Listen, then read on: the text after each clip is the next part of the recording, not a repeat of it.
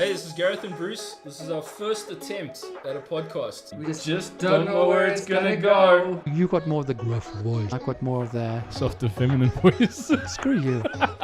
Hey. I don't know, I felt a little snobby when we hit 10 episodes.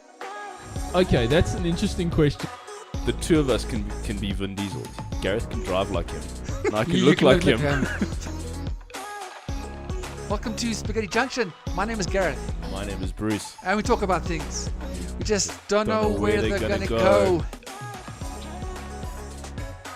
Hello and welcome to the Spaghetti Junction podcast. My name is Bruce. My name's Gareth, And we talk about things. and we just Don't know where they're gonna go. apologies for the random times that these episodes are going out, but blame friggin' our failing power system. Yes. Because I think there's been like it's normally once a week, but then it's been like a week, and then it's been like 2 weeks after. And I'm not being lazy, we just like literally the power's got to be on to edit and then to get everything, all this work. Yes. And I can only do it when I'm home late at night, and when there's no power, well, there's nothing I can do. Yeah. So this is why things have been random. And apologies from my side about the juddery footage in the last two episodes. Well, I was fast. Well, you were fast, I was slow. You were 'Cause fast. we established that the camera picked up on our personalities. Gareth is like all like nice and I'm like jittery, like Jack Russell, And you're listening. and I'm like a great day, and I'm just loping along and just chilling Little. because it looks like Gareth's moving fast and I'm Yes. moving in slow motion. I laughed when I saw that. Yeah, it was just an issue with the camera that I didn't Yeah. change, so apologies for that. It's quite all right. So, things we would never know without going to the movies. So this is basically stuff that happens in movies that, anyway, I've learnt a lot from movies. yes, exactly. So things we would never know without going to the movies. Okay. Okay. During all police investigations, it will be necessary to visit a strip club at least once. A telephone number in America begin with 555. There we go.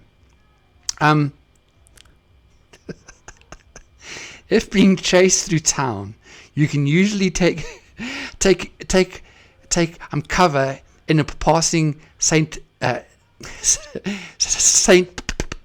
Patrick's Day parade at any time of the year. All beds have special L-shaped cover sheets which reach up to the armpit level remember that on a one. woman, but only to the waist level on the man lying beside her. It's so true. That's it. Yeah. All grocery shopping bags contain at least one stick of French bread. You're right. You are very right. It's easy for anyone to land a plane, providing there is someone in the control tower to talk you down. It's also true. Once applied, lipstick will never rub off even while scuba diving. The ventilation system of any building is the perfect hiding place. Ask Bruce Willis. And it's wide enough to always take someone. Yes, exactly. Yeah. It's always there. I remember just talking about that and Bruce Willis in a ventilation. Yeah. Did you ever see the photo of a Christmas tree decoration that someone has done? And they'd actually put up a square of a ventilation Yeah. duct with Bruce Willis's photo of him in that with his lighter in that, and that's like part of their Christmas so tree clever. decoration because it's Christmas time. And It's Christmas time when Die Hard comes out. Dad comes on Christmas, You that's know? right. What's it? And he's like, yeah, come out to the coast. We'll have a couple of laughs. And he's like being sarcastic, and he's in the blooming vent. You know why though? Because no one will ever think of looking for you in there, and you can travel to any other part of the building you want without difficulty. I love those air vents, man. If you need to reload your gun, you will always have more ammunition, even if you haven't been carrying any before. You remember back in the 80s, like from That's so clever. Carry on. like Knight Rider and the A-Team and stuff. Yeah. The cars they were having a car chase on dirt roads, and the tires would squeal as they're going around the corners. Yeah. That Oh, was on dirt roads, yeah. yes. And one of the cars would always lose a hubcap. They'd go around That's true. and you check the hubcap going every single car chase. It's fantastic. This one you might like. It's a war movie thing. So you are very likely to survive any battle in any way, in any war, unless you make the mistake of showing someone a picture of your sweetheart back at home. Is that the dude that always gets killed? So he shows the picture. You know, there's the next guy going down. Oh, my soul. Oh, my word. Let me find one or two more. The Eiffel Tower can be seen from any window in Paris. Pretty much. I think that might actually be true in real life, not just in movies. A man will show no pain while taking the most ferocious beating. And this is true. But will wince when a woman tries to clean his wounds. How many movies have I seen that? I'm sorry. Meanwhile, that's so Just take true. it. Yeah, If Stop it, man. You're it's so ruining, true. you're ruining this shit for me now. Man. If a large pane of glass is visible, someone's going to be thrown through it before long.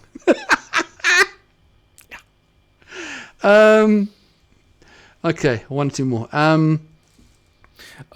In the final fight between the hero / heroine and the person trying to kill them, Yeah, if there is something large and sharp in one of the shots, yeah. that's how the person's going to die. Because they put that in the shot, and then eventually that person gets Someone does die in there. impaled on like a farm implement or something, or like. Oh my I don't gosh, know. how many have seen that? This is true. Mothers routinely cook eggs, bacon, and waffles for their family every morning, even though their husbands and children don't have the time to eat it. Cars that crash will almost always burst into flames. Yes. Which is The chief of police will always suspend his star detective, or give him 48 hours to 48 hours to finish the job. to crack the case. I'll give you 48 hours. That's so true. Okay, I'll give you two more. Cue Bruce Willis once again. Let me try one. All bombs are fitted with electronic timing devices with large red readouts, so you know exactly when they're going to go off. Yeah. A detective can only solve a case once he has been suspended from duty. Last one. If you decide to start dancing in the street, everyone you bump into will know the exact steps. Those were flash mobs before there were flash mobs. Exactly. Oh man, and there's so many more, but I won't go through them. But man, it's very true. Yeah. It's very, very true. Oh my word. Oh, sorry. A very, very, very, very, very last one. I swear I'm done. I swear I'm done now. I'll turn it off. And this is very true. Kitchens do not have light switches. When entering a kitchen at night, you should open the fridge door and use that light instead. Every time there's a night scene, you don't go for the light. You just open the fridge. You just use the light everywhere else. And but there was a very a valid question. Okay, if fridges have light, no, hold on. If what was it? It was basically saying that the fault why people overeat is because they put lights in the fridges. I mean, just carry on. I don't know. It was some random comment. It was a joke comment. It wasn't like a real comment. Okay. It wasn't like you need to. Oh shit! Ah. Thanks. We're not supposed to have load shedding.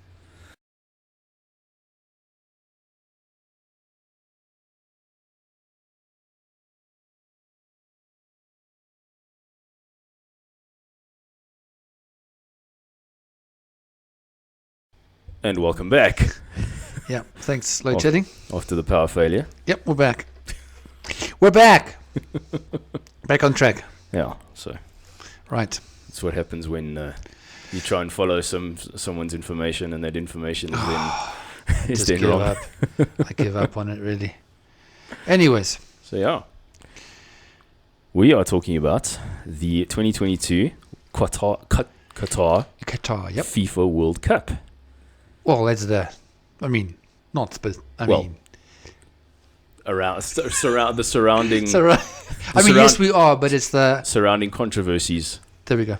around the workers involved in the building of the stadiums and the infrastructure, Yes. and how such people are treated and stuff, which seems to be a It's not. It's a lot of the time it's not seen with all the pomp and ceremony of this World Cup, because the World Cup football is the biggest world event of sports. yeah. I'm pretty sure. Yeah. Yeah, I don't think that It gets the most amount of views. I'm not surprised. Isn't football probably the most popular sport in the world? Yeah. Yeah. I would say so. Yeah. Yeah. Okay. 100%. Yeah. I think Qatar's expecting something like 2 million spectators to actually descend on this Yeah. on this city. So Yeah. So we wanted to look into actually how these magnificent stadiums are. You know, like actually, like the whole background, and the whole body behind it. yeah. That has made this place look so good. Yeah, yeah, because so Qatar has come under quite a lot of strong criticism because of the decision to award the World Cup to them, because they are notorious for various human rights abuses with regards to their migrant workers that come in and Yeah, which is never spoken about. No, it's not. Obviously, no, because that's like the backhand yeah. kind of thing. So there's a beautiful facade to these sort of Middle Eastern countries. I've seen Dubai; it's beautiful. Is it? Oh, yeah. But, You went past there. Yeah, I've never been there. yeah. We hung out there for about it was an 8-hour layover, Okay. and so we got to sort Who's- of drive around and who's we? stuff. When I was there with the band Oh, your band. Okay, on the way to LA, yeah. got you. So yeah, yeah. So there's been a lot of allegations of also corruption, not just human rights abuses, but corruption within the sort of surrounding the bid and how they bid for it. You know, did they pay someone a lot you of money think- to get there? Okay, I don't know. No, there was been a lot of allegations. So there's that shady side as well. Okay. And that. So yeah. Yeah. So according to Amnesty International, Yep. there are around 2 million migrant workers from mostly Asia and Africa that are busy working and been building the infrastructure. Asia, Africa, and also India and Nepal. Oh yeah. Okay. Nepal is also quite well. They are well known within the migrant population as well. Right. Yeah. So these people would be also tons of them will obviously be working construction and that, but then there's security, there's driving, taxi driving, working at hotels, restaurants, all of that kind of thing. Yep. So yeah, and Qatar is unfortunately infamous for exploiting these workers, big time, because of the kafala system that Kafala system, yes. that these people that these employers use Yes. in order to bring these people over. So, Yeah. So the kafala is known as the kafala. It's a system of sponsorship-based employment, okay, which legally binds foreign workers to their employers, restricting all workers' ability to change jobs and preventing many from leaving the country without their employers' permission. So it puts so much onus on the employer bringing you in. And doesn't that sound a bit like slave work? I mean, there's your person in charge. They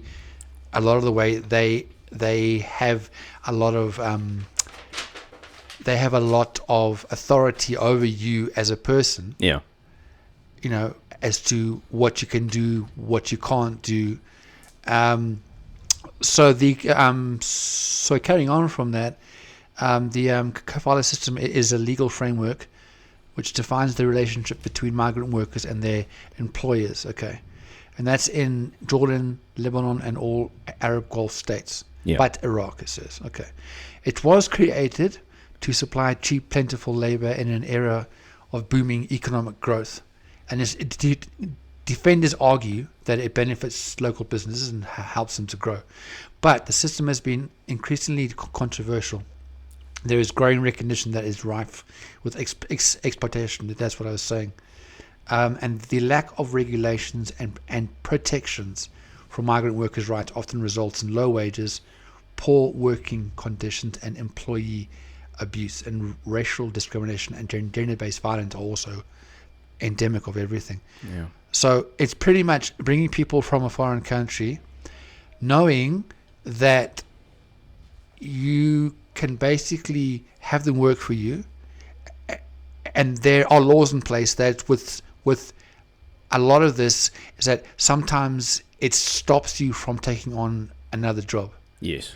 So you arrive there with the hope of making enough money to go back home with it. But in general, what happens is a lot of their basic human rights are walked all over, basically. Yeah. And the worker cannot do much at all because, okay, fine, you don't want to work, then you get the booth, and then you've got nothing in a foreign country, and invariably, you'll get sent back. But there is, I feel that there's way too much power given over to the employer. Yeah. That basically the employee ends up with not having many rights. I remember when I was au pairing, which was, when I was That was a ages lighter, ago. yeah. And there were so many stories where where I was, which was in the States. There was a few stories there where the parents, of the family, they had taken the passports of certain au pairs, okay, Yeah. and a lot of them came over from Europe, Yeah. and their English wasn't great. So what a lot of the not a lot, I won't say, it's a broad statement. What a number of parents did, the families there. Yeah. They would take their au pairs' passports, and even if the au pair wasn't happy, from how they were being treated, Yeah. there was some that when it was the meal time, it was the family, Yeah. the child, and then in another room was for the au pair, Jeepers. and they were like shun kind of thing. Just ostracize them. Yeah, so they would take their passport, knowing that even if the au pair hates what's going on, Yeah. they can't do anything about it because they don't have their Jeepers. passport. Wow. And that was just the basic, au pair in America. So this whole nother, I bring it up because it's at that level, and now we're going even. Yeah. So this whole kafala thing, and where I was saying that the lack of regulations and protections for migrant worker rights are the reasons why there's low wages, poor working conditions, and employee abuse. Yeah. So this system, you might also have this here, there, but this system falls under the jurisdiction of interior ministries and not labor ministries. That's right. That's right. So then that also, because the labor laws now don't apply to them, those workers are susceptible to even more exploitation. Yep. And often denied rights to dispute issues. They can't say anything because no one's going to support them. Yep. And they're not even allowed to join any sort of union or anything like that that's right. going to fight for them. Yep. So yeah. And then employment and residency permits are linked. So and only sponsors can renew or terminate them. And the problem is what they've found is that a lot of these migrant workers have been abandoned by the companies that they were supposed to be working for, and now they're literally marooned in the country, and they have no way of getting home. Yeah. They get because they weren't paid, because a lot of these companies withhold salaries. Yep. Sometimes just don't pay salaries, which in turn basically creates slave labor. And now they can't get home, can't do anything. They're basically in limbo in a foreign country, and they've got no rights. Yeah. That's scary. Eh? Yep. And what you were mentioning in there, which was there was a mention there of medical stuff and so forth.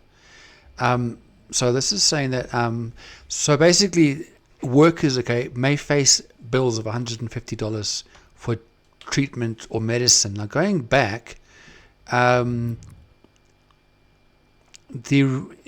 residence permit system, the permit supposedly allows workers to obtain a health card and thus access to subsidized healthcare, because they have to, because they're working, in such conditions. But the employers basically often abuse that sponsorship, so therefore the worker does not have access to subsidized healthcare. Okay. So if something happens to them, the worker can face up to $150 for treatment and or medicine. Yes. I mean, $150 for anybody's high. Yeah. For a worker, that's just insane. Yeah.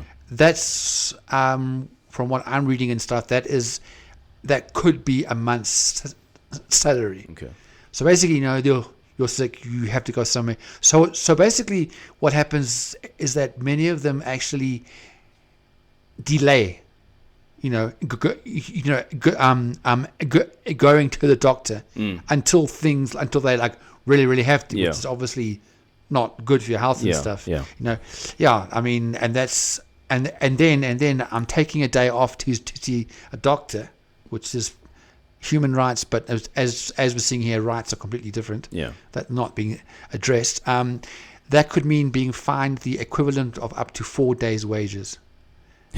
and often there's no on-site medical base. I mean, for the majority, you're not going to find a medical bay there. No. So the nearest doctor, they're saying, might be up to 10 miles away, which is like 12 or 14 k's away. Yeah. So meaning an expensive taxi ride in a country with little public transport. So just the fact, because there's a high probability that someone is going to get hurt or sick or especially on like a construction site. Yeah, exactly. Kind of thing, yeah. So the way that they actually have to get health care, which should be subsidized, but the employers are not doing it, it's a rigmarole, and unfortunately there's a lot of deaths linked with this, because they have to wait till the end when they really need to go, and by that time it's almost too late. Yeah. Yes. So yeah, it's and this is Qatar is not sort of isolated in this type of treatment of workers. We hear about this. I started hearing about it from Dubai, but then United Arab Emirates and all that, they do the same thing, where it's like you almost like, I really wanted to go back to Dubai, but then you hear about this stuff and you're like, really? Could I actually go back there in good conscience and enjoy everything that I'm seeing? Which is incredible, but absolutely amazing. Yeah. But how it was built and the behind the scenes in that. Yeah. It's kind of like a very glitzy veneer over something very very dark and a good way of saying it. Yeah. So. Yeah, and that's the whole thing with the World Cup. I mean, these stadiums are incredible. Yeah. I mean, they are pieces of artwork. They are really, really amazing. But the more that I researched, it kind of like takes a bit away from what the world sees. Yeah. Around the World Cup. Yeah. To what we're talking about. It's done in such a way that unless you do, a bit of a deep dive, you won't know how everything has actually been made, and what we're going through. Yeah, absolutely. I mean, look, we were just in Dubai at night, and those buildings, like you say, are a lot of them are works of art. Yeah, They are beautiful, Yeah, especially at night, yeah. and it's incredible. So There's a one called the Felice Cafar, or it's like one of it has like an arch. that's the one that looks like a sail. Yes. The famous sort of Dubai. That's hotel. what I'm trying to think of. Yeah. Anyways, that was just, I'm sure, like sight-wise, it must be incredible to see. Yeah. It's just the question But how just- it actually was created. Yeah, exactly. I mean, like I'm sure quite a bit of this happens in Qatar, but I mean, in the UAE, in United Arab Emirates, I mean, even peaceful critics of anything that goes on there are jailed, held in prison, and in really bad conditions. Mm-hmm. There's abuse. Also, the migrant workers are very low paid, and and then these migrant workers come in, and then they're lured with the promises of being able to send money back to their families, especially if it's US dollars. And Yes. and then they can't send that money back, and then the families are busy getting hold of them, going, "What the hell's going on here? You said you promised to send us money," and they're like, "Well, I'm sorry, but they haven't paid us in 6 months," And then they're like, "Well, get out of there." I was like, "Well, I can't because I don't have any money." Yeah. And it's just this never-ending cycle. Yeah. Yes. And it's- Like I say, the word slave Yeah. comes across to me more in what I'm reading. It's, yeah. yeah. I mean, even That's what it feels like. yeah. So yeah, I mean, so this information that I've got is from their website, humanrightswatch.org. Yep. Which I think we've probably looked at I before think in it's one of pretty our clear. other Yeah, we in have. one of our other podcasts. But it's a good one. It is. Because it's Um, very legit. So like in UAE, the prisons are overcrowded. Also, no medical care there, that kind of thing, and also the inspection of the prisons is not allowed by anyone outside of them. So if you get in It prison, definitely says we're dodgy. yeah, exactly. So yeah, so then shame. So yeah, so even if you want to criticize that, if you're vocal about it, sorry, we're gonna send you there and might not come out, basically, Yeah. just because you said something. So yes, yeah. So then also because of the COVID pandemic, tens of thousands of workers lost their jobs, and then they had no way of then affording to buy food, pay rent, or then travel home.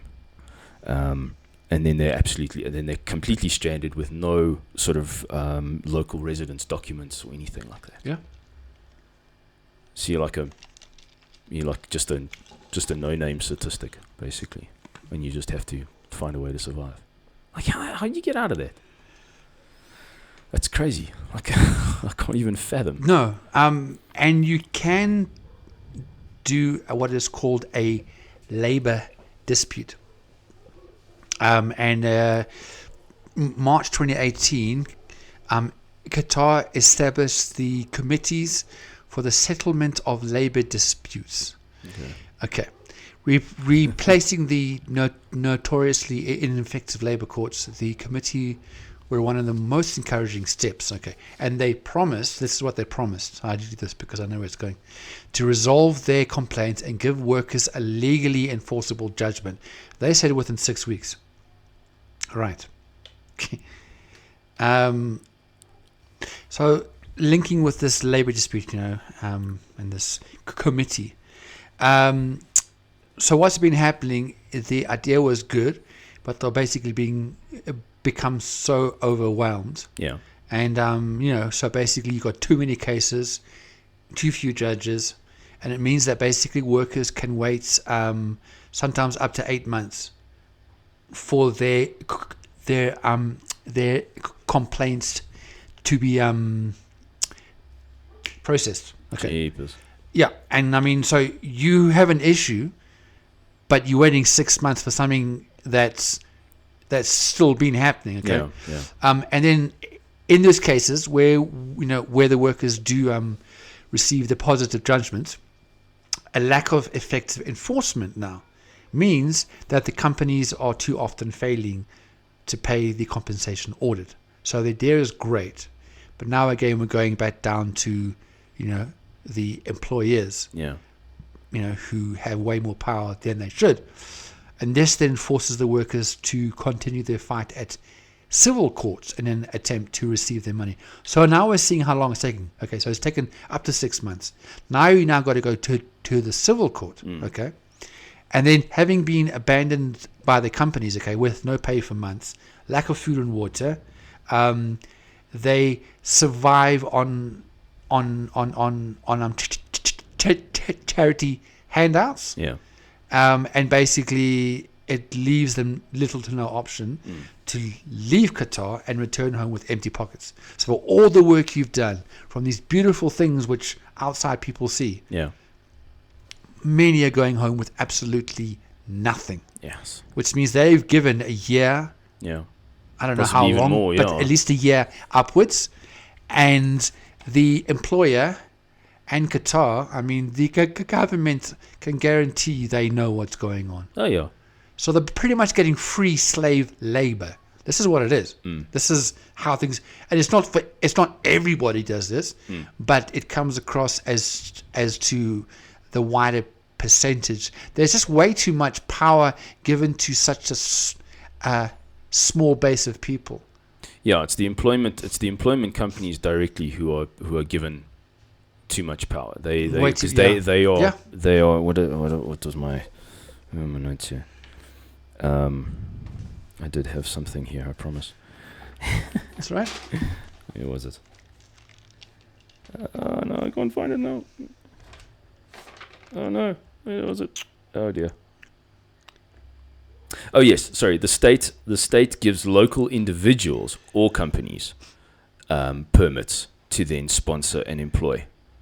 So yeah, you can be you just need to get a permit from the state, and then you go ahead. And it sounds like, from what it's saying, is that there isn't enough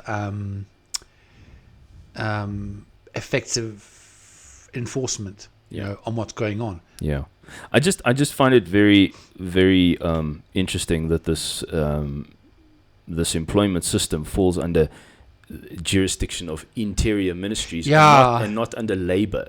It's like it's a labor force.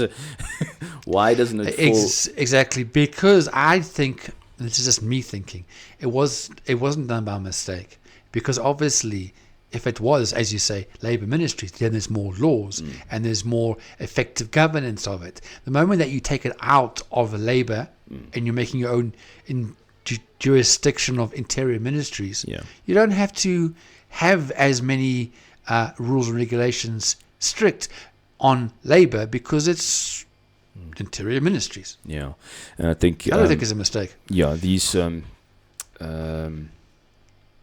it absolves the government of a lot of responsibility. Yes. It's like, well, something we don't have to deal with, so we don't care. Yeah. And that's why so because in the Arab world, those people are just generally seen as second-class citizens. Absolutely. They don't matter. You're basically, if in a war they'd be called cannon fodder. Sure. That's it. It's like, so what if 500 of you die? There's going to be another 500 coming in tomorrow. You don't matter. Yeah, scary stuff. Yeah, because workers' employment and residency visas are linked, okay, and only sponsors can renew or terminate them. Yes, because they have the power. Yes, they to do. Keep you or to boot you. And you're also, under some laws, you aren't allowed to take on a secondary job. You can't. You can only move to another job if your sponsor allows you to do it. So the system basically endows private citizens, and this is what we're saying, rather than the state, with control over workers' legal statuses, and it creates obviously a power imbalance that the sponsors therefore exploit. Yeah. Yes. Yeah. And in most situations, the workers, now, yes, here it is. Well, what I was saying as well is that the workers need their sponsors' permission, okay, to transfer jobs and employment and enter or exit the country. Yeah. And how often is that sponsor gonna say? Especially if you're not happy in your job. What is that? that's basically taking as much rights that these workers had and slowly crunching it down to It's pretty much nothing. yeah. Yes. Yeah. Yeah. Yes. So yeah. So some of the thoughts that I had now, sort of going up to the World Cup and that. I know Yeah. this is not sort of specifically linked to the workers and that kind of thing, Okay. but I just found it interesting. So that because this is the first time the World Cup is being held in a Muslim nation. Okay. So and Far away. they're just concerned from sort of other countries about how Western and liberal norms, things that we're so used to Yeah. in Western countries, will probably clash with strict Muslim laws and that stuff like that, Muslim laws and traditions Okay. and that kind of thing.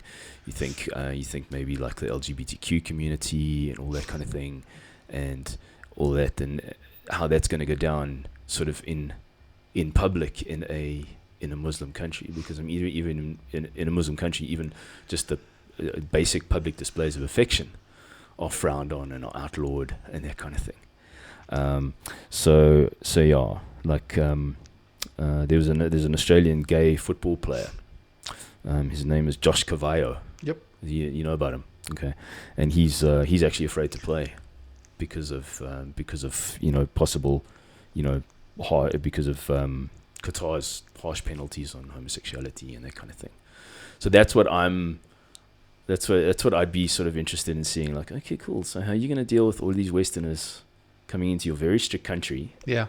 And what are these Westerners going to face jail time, imprisonment, those kinds of harsh penalties? I would not, I kind would of thing? imagine that they will give leniency in a sense where they will kind of like let things slide because they know the amount of money that's coming into the country for it. I must say And that's something I actually didn't think of. Huge money-making thing. It is. So I think at that kind of timing that they won't be as strict as they would, with their population. Yeah. So the people coming in, but I'm pretty sure that people coming in, especially the players and stuff, they would have been told in advance what to expect, what you can do, and this is what you would normally do in your country. But for this time in this country, You dial it down. Yeah. Yeah. So I'm sure there has been, Yeah. addressed to like everyone going there. Just be aware this is a more stricter environment, and therefore you need to run. I mean, it is fair. I mean, you're going into someone else's country. You got to respect the culture. You have to respect the culture. Definitely. Exactly. Yeah. So the stadiums are going to be alcohol free. Yes. You won't be allowed remember to partake of alcohol in the stadiums. There's going to be certain areas where you're going to be allowed to partake in alcohol. What do you mean? You said that you can't. No. Certain areas sort of outside the stadiums, because public intoxication is illegal. You can't just walk around the streets pissed out of your good. You can't just do that, because that you get thrown in prison. Well, it's a bit like most countries. Pretty much, yeah. If you're walking around drunk, you're going to get picked up. Yeah, and then, But yeah, it's a lot more stricter than yes. Yeah. Sorry, I made a bit of a mistake. It's over 1 million spectators. Over 1 million. It was Okay. 2 million workers. They're expecting just over 1 million. Over 1 million. spectators. Okay, got you. Yeah. Yeah. So yeah, it's gonna be interesting. So I just thought I'd just throw that in there. No, as it's a good. little bit of a thing. Just because it's the first World Cup in a Muslim country and that kind of thing. It will be interesting to see. Even like the dress where for women going around, the women are going to have to. they're going to have to dial it down a bit. Definitely a lot. Yeah, because I mean, if they went around, it's just a whole different. I mean, I remember watching a wrestling, the WWE, and they were wrestling. I think it was Dubai. It was within UAE, I think it was. And the women wrestlers, they actually had to wear long outfits. Because, I mean, if you running around with what the wrestling ladies wear in WWE... I wouldn't know anything about that. No, you're right. No, we wouldn't know anything. It's just a rumor. Yeah, it's just a rumor. Yes. Thank you, lovely ladies of the wrestling. I have a soft spot. Anyways, the point being, if you see what they wear in the UAE, so they actually had to wrestle wearing long sleeve and long pants. And sometimes even I don't know if they had to wear any headgear, but they a headwear, but they had to basically dress like everything covered up. Okay. So I would imagine that you're not going to have, well, it won't last long if someone's walking around the area in their bikini, which in other places, whatever. Yeah. So, and I'm sure there'll be issues happening because not everyone's going to know about it, or they'll choose not to. So I'm sure there'll be instances of, like don't wear that and move on, or we're going to take you downtown. Because the bottom line is you have to respect. You might not agree, but you got to respect the country's rules and stuff. Yeah. You can't just walk in and live your life like you always do, because this is not your backyard. Yeah, true. Well said. Just makes you wonder what I was thinking of the Women's World Cup. They won't be doing it there. No. Thank you. Looks like our time's up. Yes, Bruce.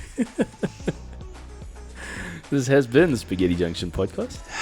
My name is Bruce. And my name is definitely Gareth. So like, comment, subscribe, share. All that fantastic stuff. Yeah. And we will catch you guys in the next one. Goodbye. Ciao.